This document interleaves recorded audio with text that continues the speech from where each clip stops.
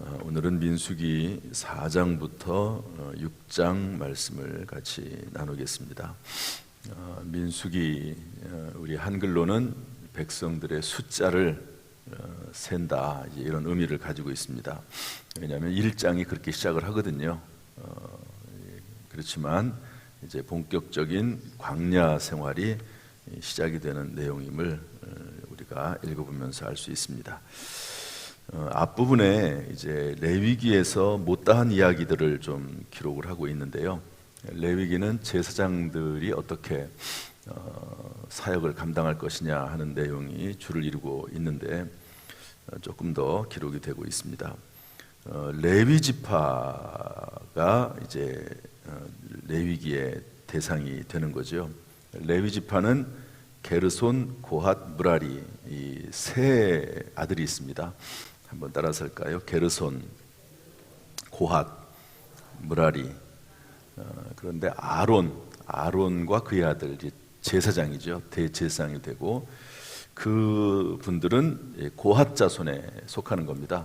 그러니까 레위가 있고 게르손, 고핫, 무라리 아들 셋이 있는데 여기에 고핫 자손에서 아론과 그의 아들들 대제사장이 있는 것입니다. 그래서 이 고핫 자손의 임무 4장 1절부터 쭉 나오는데요. 여기에는 아론이 있다 보니까 아론의 역할은 뭐냐면 성소, 이 성전 안에 성소가 있고 지성소가 있잖아요. 아주 지극히 거룩한 그런 성물들이 있는 곳입니다. 이것을 맡는 분들이 이제 아론과 또 그의 아들들이 그것을 담당한다. 그리고 나머지는 또 이제 고핫 자손들이 담당한다. 이제 그런 내용이고요. 그 다음에 21절부터 보면 게르손 자손의 임무가 나옵니다. 원래 게르손이 먼저 나와야 되는데 아론이 있는 고핫 자손 먼저 기록을 했고요. 29절에는 이제 무라리 자손의 임무가 나옵니다. 그 다음에 34절에 가면 이제 레위 사람들의 인구를 조사하도록 하는데요. 아까 이미 이전에 한 달 30일 이전에 그 아이들을 다 세도록 했습니다. 1개월 이상 된 남자. 그런데 여기서는 이제 실질적으로 일을 할 수 있는 사람들의 숫자를 세게 하는 겁니다. 그래서 30살부터 50살까지, 30살에서 50세까지 이 당시에 뭐 수명이 그렇게 길지 않습니다. 지금이야 뭐 80세도 건강하신 분들이 있고 심지어 90세도 건강하신 분들이 있는데 이 당시에는 이제 30세부터 50세 정도까지 일하도록 그렇게 했습니다. 그 다음에 5장으로 넘어가면 이제 부정한 사람에 대해서 어떻게 처리할 것이냐, 또 5절 넘어가면 죄에 대한 값을 반드시 치러야 된다 하는 그런 내용이 나오고요. 그 다음에 11절로 넘어가면 아내의 간통을 밝히는 절차, 이 안에 들어있는 중요한 의미가 있습니다. 6장으로 넘어가면 나실인의 법에 나오는데요. 나실인의 법, 이것은 제사장들은 거룩하도록 아예 규정이 딱 있습니다. 이렇게 하라고. 그런데 일반 백성들 중에서 거룩하게 구별되기를 원하면 이 나실이라고 하는 말이 구별된단 말이거든요. 그러면 어떻게 해야 되느냐 하는 나실인의 법이 6장에 쭉 나와 있고요. 그리고 6장 22절부터 읽은 말씀인데 유명한 제사장의 축복이 나옵니다. 모세에게도 고난을 주지 아니하시고 제사장들에게 축복할 수 있는, 이스라엘 백성들을 축복할 수 있는 고난들을 아론과 그의 아들들 제사장들에게 부여하는 이제 그런 내용이 나옵니다. 이런 내용 속에서 우리 하나님은 어떤 분이신지 같이 살펴보도록 하겠습니다.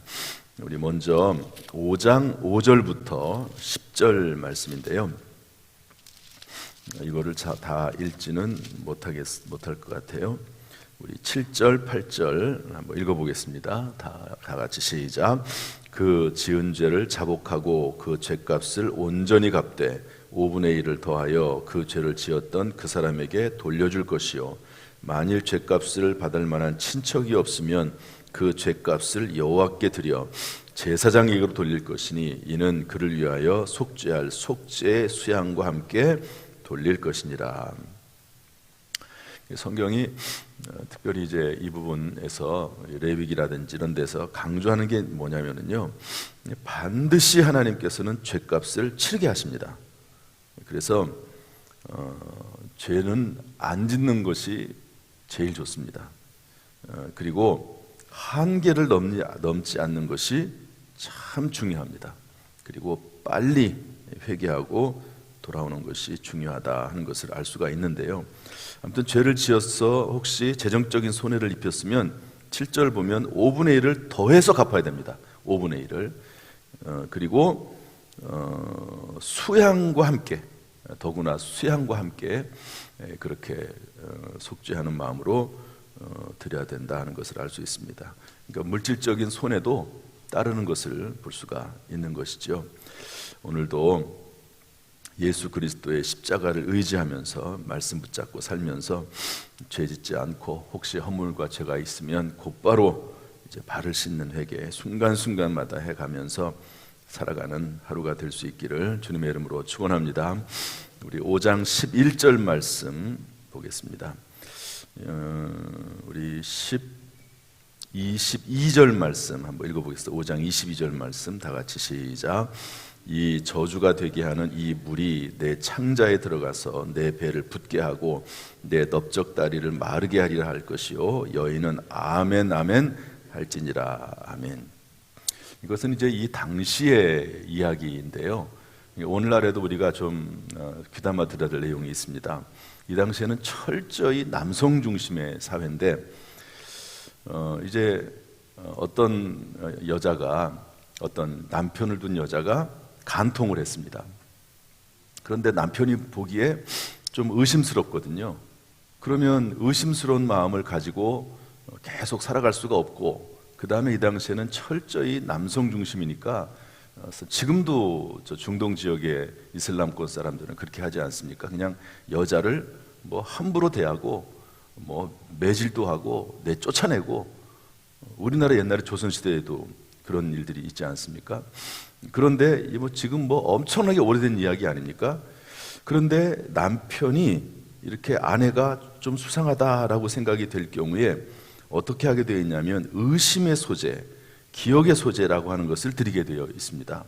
그래서 보리가루 10분의 1 곡식을 가지고 와서 다른 소재처럼 기름이나 유향을 붓지 말고 그것을 제사장에게로 가지고 오면 제사장이요 그것을 그 쓴 물에 타가지고 먹입니다. 먹여요. 그러면 그때 이제 뭐라고 제사장이 말을 하냐면, 만약에 이 여인이 간통죄를 저지르지 않았으면 아무런 이상이 없을 것이고, 간통죄를 저질렀으면, 남자와 동침하였으면 넓적다리가 마르고 배를 붓게 하고 이런 현상들이 나타날 것이다 라고 선포합니다. 그리고 여인은 그 말을 듣고 아멘, 아멘 이렇게 아멘 하라는 거예요. 아멘. 그리고 나서 그 쓴 물을 두루마리에 써서, 그 저주의 말을 두루마리에 써서 그것을 쓴 물에 빨아가지고 마시게 하면 그 결과가 나타나서 실제로 간통을 하면 배가 붓고 넓적다리가 마르고 그런 현상이 나타나게 될 것이다. 그렇지 않으면 그것으로 끝내라 이겁니다.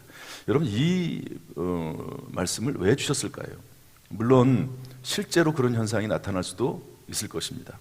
그런데 사실은 이 내용이 어떤 의미를 가지고 있냐면 여자를 보호하는 겁니다. 괜히 의심하고 함부로 대하고 심지어 때리고 그렇게 하지 말라는 거예요. 이렇게 하고 만약에 제사장 앞에서 이런 일까지 했는데도 불구하고 아무런 이상이 없으면 그 여자를 의심하지 말고 그 여자를 아내로서 받아주고 그 여자를 대우를 잘해줘라. 그런 의미의 말씀입니다. 물론 이제 실제로 그런 현상이 나타날 수도 있긴 하겠죠. 정말로 죄를 저질렀어요. 그러면은 이 사람의 심리적인 것도 있지 않습니까? 그러니까 이제 그렇게 될 수도 있을지 모르겠어요. 또 하나님께서 그렇게 하실 수도 있습니다. 그러나 이것은 하나님이 정하신 법이긴 하지만 또한 그 속에는 그 당시에 여성들이나 아이들은 아주 대우하지 않고 사람으로도 잘 취급하지 않았던 시대에 아내를 보호하는 중요한 법이다 하는 것을 알 수가 있습니다. 따라서 하나님은요, 이 당시부터 이 당시 상황에 맞게 약자를 보호하는 법들을 성경에 많이 마련해 놨습니다. 약자를 보호하는 법들을. 그래서 우리 교회가 약자들을 보호하고 또 잘 섬기는 일도 해야 된다. 물론 이제 약자라고 해서 다 선한 것은 아닙니다. 그 성경에 이런 말씀도 있잖아요. 약자라고 해서 그 사람의 편을 들지 말고, 약자가 됐든 강한 자가 됐든 재판하는 사람들은 법에 따라서 엄중하게 심판하는 게 중요하지, 약자라고 해서 편을 드는 것도 안 된다. 부자라고 해서 편을 드는 것도 안 된다. 이런 것은 분명히 정해져 있지만, 그러나 억울한 약자들이 있거든요. 정말 어떻게 해볼 수 없는 그런 약자들이 있습니다. 이런 사람들은 도와주고 보호해야 된다는 것을 성경이 계속해서 강조하고 있습니다. 이런 하나님이 우리의 하나님이다. 하나님이 어떤 분이냐?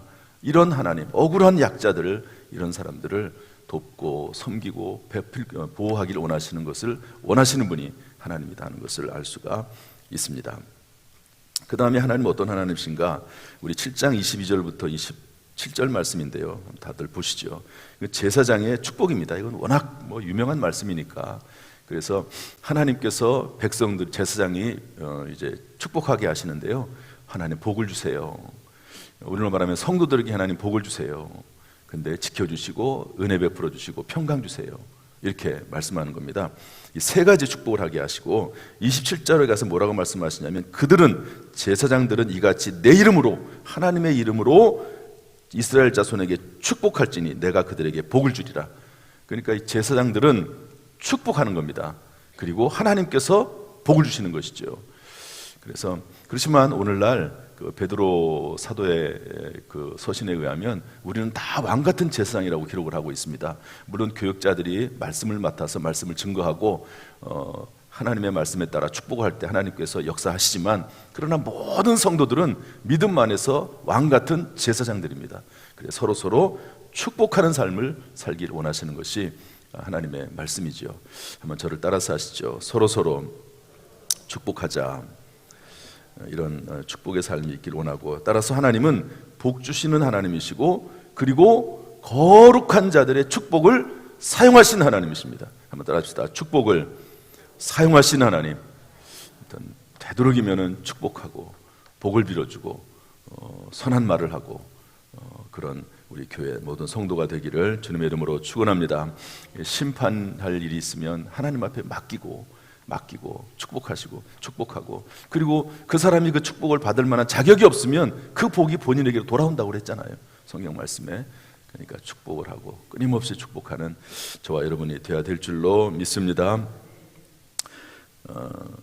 오늘 성경 말씀을 통해서 우리에게 주시는 교훈이 뭔가 하는 건데요, 참 중요한 내용이 또 한 가지가 나오는데 한번 살펴보도록 하겠습니다. 우리 4장 15절 말씀 읽어보겠습니다. 4장 15절 다 같이 읽어보죠. 시작. 진영을 떠날 때에, 4장 15절 시작. 진영을 떠날 때에 아론과 그의 아들들이 성소와 성소의 모든 기구 덮는 일을 마치거든 고핫 자손들이 와서 맬 것이라. 그러나 성물은 만지지 말라. 그들이 죽으리라. 회막 물건 중에서 이것들은 고핫 자손이 맬 것이며. 그러니까 성소 안에 있는, 성소라고 하는 것은 성전, 우리로는 주차장 말고 이 성전 안에서 있는, 특별히 이 예배당, 여기가 지성소라고 하면 또 여기는 앉아 있는 자리는 성소가 되겠죠. 이런 성소와 지성소의 물건, 지금이야 그 정도로 중하진 않지만 이런 것들이 다 이제 성물이거든요. 이런 것들은 누가 만지냐면 제사장 아론과 그의 아들들만 만지게 되어 있습니다. 그래서 짐 싸는 역할들은 아론과 제사장들만이 하도록 하고, 짐을 싸 놓으면 그 성물들을 누가 메고 이제 이동을 해야 되지 않겠습니까? 그런데 그것은 누가 했냐면 고핫 자손들이 했습니다. 그런데 성경에 뭐라고 되어 있냐면 만지지 말아라. 만지는 것은 누가 만지죠? 제사장이 만집니다. 그리고 그것을 어떤 수레 같은 걸 싣고 다니지 말고 그것을 어떻게 하냐면 매라고 되어 있습니다. 매라. 그런데 이제 이게 사무엘 하로 넘어가면 다윗이 나중에 이제 법궤를 가지고 올 때 그것을 이제 새 수레에 싣고, 매라고 그랬는데 새 수레에 싣고, 그 다음에 수레가 흔들릴 때 그것을 웃사라고 하는 사람이 붙잡습니다. 즉사합니다. 즉사. 그래서 여기 있는 말씀처럼 보면은 15절 뒷부분에 보면 죽으리라는 말이 나오거든요. 그것을 만지지 말아라. 그들이 죽으리라. 에덴 동산에서 하나님께서 선악을 알게 하는 나무 열매는 먹지 말아라. 먹는 날에는 너희들이 반드시 죽으리라. 이렇게 말씀하고 있는 것처럼 이 성물을 만지지 말라. 이렇게 해주고 있습니다. 저는 이 말씀 속에서 이게 하나님의 말씀이거든요. 이 당시에는 이 말씀이 그대로 하나님께서 성취되도록 하시고, 그리고 중요하게 하나님께서 강조하신 말씀입니다. 따라서 우리가 하나님의 말씀이 성경 말씀을 배워서 알고, 하나님께서 아담이나 하와에게 선악과 선악의 과를 따먹지 말라고 말씀했던 것처럼 하나님의 말씀을 배워서 알고 그대로 행하는 그런 모습이 우리에게 필요하다 하는 것을 알려주고 있습니다. 매일매일 경건의 시간을 가지면서 또 성경을 읽으면서 주시는 하나님의 말씀들을 계속해서 축적을 하고 공급받고 그러는 가운데 하나님의 말씀에 따라 살아나갈 수 있는 순간순간마다 깨닫게 하시는 주신 하나님의 말씀대로 살아가는 저와 여러분이 되어야 될 줄로 믿습니다. 할렐루야. 그 다음에 6장으로 마지막으로 하나만 더 보겠습니다. 6장으로 넘어가면 나실인의 법이 나옵니다.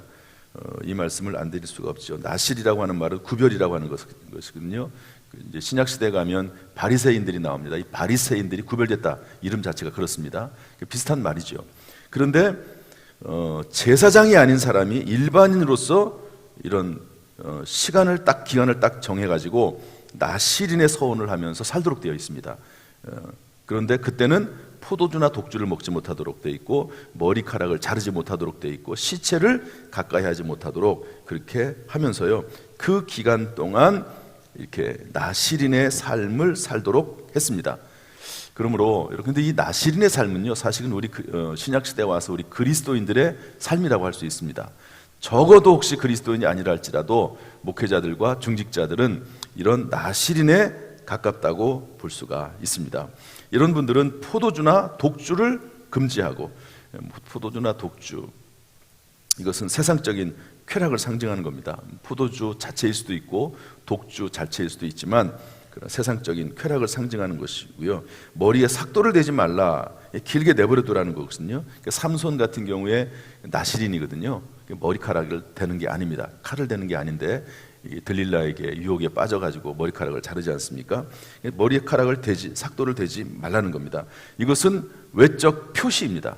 하나님 앞에 나실인으로 서약을 했으면 본인이 내면적으로도 그런 삶을 살아야 되겠지만 사람들이 볼 때도 아, 저 사람은 나실인이구나, 머리카락을 자르지 않는 걸 보니까 나실인이구나 하는 표시를, 다시 말해서 그리스도인의 모습을 가지고 그리스도인의 삶을 살아갈 것을 이야기하고 있습니다.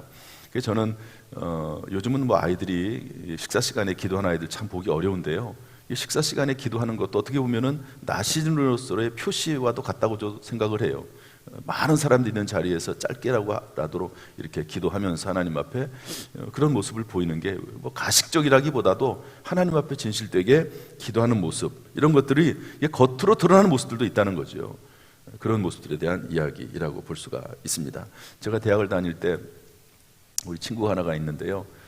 친구라기보다도 저하고 저는 기독민 모임을 만들어서 일주일에 한 번씩 성경 공부하고 그렇게 지냈는데, 어떤 아이는 그 모임에 참석하지 않습니다. 나중에 대학을 졸업할 때 알았는데 교회 다니는 애예요. 더구나 교회에서 교사입니다. 그런데 4년 동안 교회 다닌다는 말 한 번도 한 적이 없어요.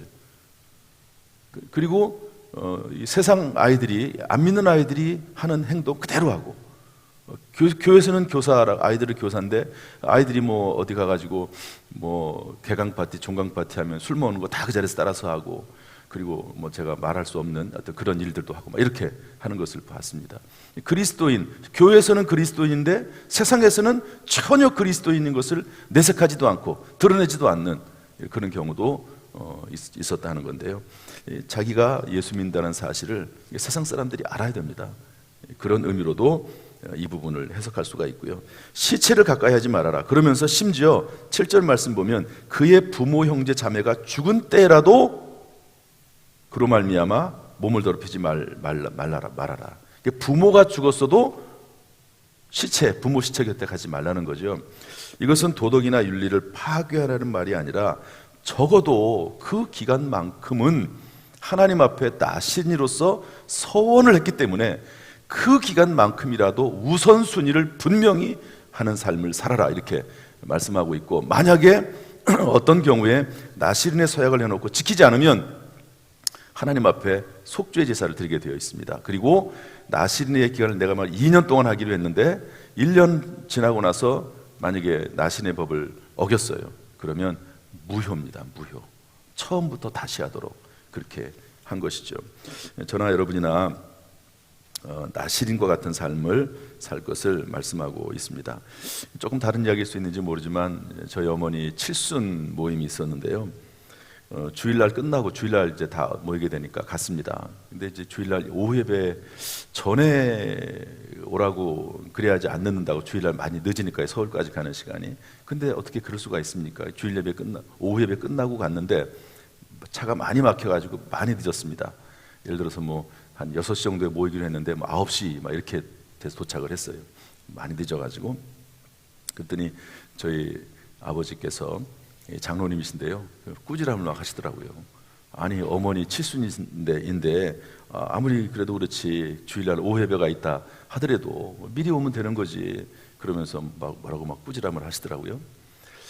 제가 다 들었죠. 그런데 나중에 저희 아버지가 후회를 하셨는지 저한테 뭐라고 말씀하시냐면,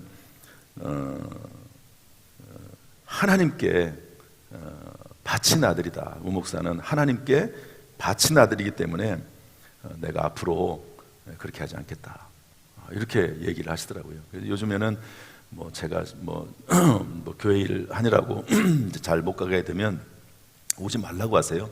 아예 처음부터 오지 말라고, 교회 일에 우선적으로 하라고 그렇게 얘기하는데, 제가 그렇다고 해서 제가 시간이 되는데도 안 가거나 그러지 않습니다. 꼭 무슨 일이든지 찾아뵙고 이제 그렇게 하는데요. 제가 드리고자 하는 말씀은 뭐냐면, 하나님 앞에 우선순위를 분명히 해야 된다 하는 것. 목회자들은 물론 말할 것도 없고, 교회의 중직자들 되시는 분들은 적어도 나시는 것 같은 분이 아닌가. 여러분 여기 포도주나 독주 마시는 것 이렇다고 해서 지옥 가는 건 아니거든요. 그런데 한국에서는요, 포도주나 독주를 마시면, 술을 먹으면요, 불신자들이 뭐라 그래요? 이게 선교에 도움이 되지 않습니다. 그래서 이런 부분들을 우리가 잘 생각을 하면서 신앙생활을 해야 된다는 것으로 이 말씀을 적용해 볼 수도 있습니다. 몰명교 청년들은요, 우리나라에서는 이단이라고 이야기하지만 2년 동안은 청년들이 2년 동안은 물론 자기가 최종 선택을 하지만 거의 대부분이요, 2년 동안은 해외로 가서 전도 사역을 합니다. 거의 의무적으로 대부분 다. 청년의 가장 중요한 청년의 때 2년을 하나님 앞에 드리는 거예요. 하나님 앞에. 저는 우리 한국의 예수 믿는 청년들도 그랬으면 좋겠다는 생각이 들어요. 제가 이걸 좀 일찍 깨달았으면 저도 한번 해볼 수 있었을 텐데, 한 2년 정도라도 대학 다니다가 중간에 쉬고 그러면서 하나님 앞에 시간을 들여서 선교사역, 전도사역 또는 어떤 구제사역, 어려운 지역에 가서 이런 것도 해보는 것도 참 귀하다 하는 그 생각을 해보게 됩니다. 오늘 말씀 속에서 우리에게 주시는 하나님의 그 말씀들이, 계명들이 많이 있습니다. 이 속에 들어있는 구약 성경은 잘 이해를 해야 됩니다. 그냥 문자 그대로 이해하면 안 됩니다. 그래서 신약 성경에서 어떻게 해석을 하고 있는지, 예수 그리스도와 비추어 봐서 어떻게 이해를 해야 되는지, 이런 것들을 잘 살펴보는 가운데 오늘 하나님 우리에게 주신 말씀을 기억하면서 말씀 따라 살아가는 복된 인생이 되기를 주님의 이름으로 축원합니다. 기도하겠습니다.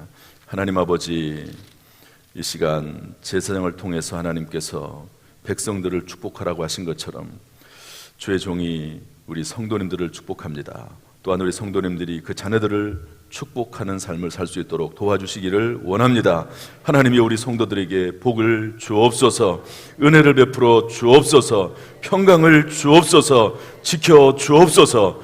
하나님 아버지 이 땅에 사는 동안 하나님의 절대적인 은혜와 보호하심이 필요하오니 주여 은혜 위에 은혜를 더하여 주옵소서. 주의 은혜로 주의 자비로 우리 모든 성도들에게 동행하여 주옵소서. 예수 그리스도의 십자가의 보혈로 덮어 주옵소서. 예수님의 이름으로 축복하며 기도하옵나이다. 아멘. 이제는 우리 주 예수 그리스도의 은혜와 아버지 하나님의 무한하신 사랑과 성령님의 교통하심이 우리 모든 성도들 그 가정, 직장, 사업, 자녀, 심령 위에 함께 하시기를 간절히 축원하옵나이다. 아멘.